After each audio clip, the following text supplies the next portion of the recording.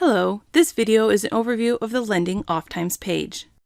This information is for any Rapid library, whether you are using the Rapid web page for your lending processing or importing your lending requests into another platform for management. The Lending Off Times page allows you to schedule your Rapid lending to be offline. This functionality can be used when your library is closed or at other times that you are unable to manage lending requests. You can navigate to the Lending Off page under the Lending drop-down menu at the top of the Rapid site. We see that the page provides a few rules for scheduling lending off events.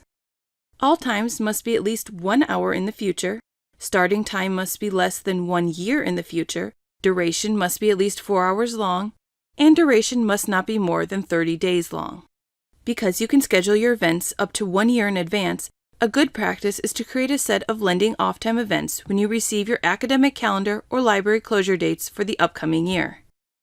It is common for libraries to schedule events in advance for holidays and over academic breaks when the library is closed. I should also emphasize that these events do not affect your Rapid borrowing, which will continue to be active while your lending is offline. Let's schedule an event by clicking the Add New Time button. We are now able to set the off time and back on time.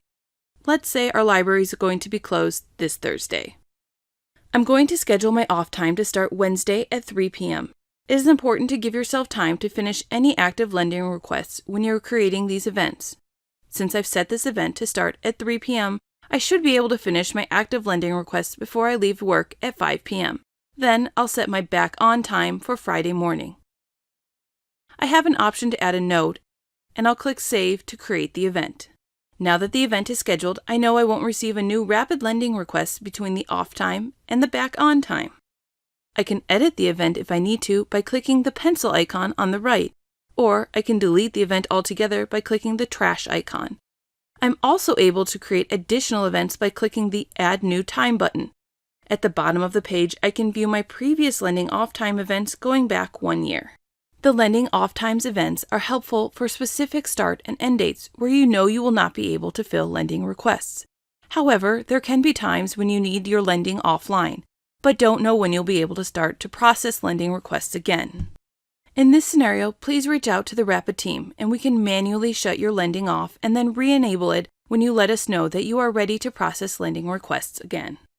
This completes the overview of the Lending Off Times page. Please contact the Rapid team if you have any questions on scheduling or managing these events. Thanks for watching.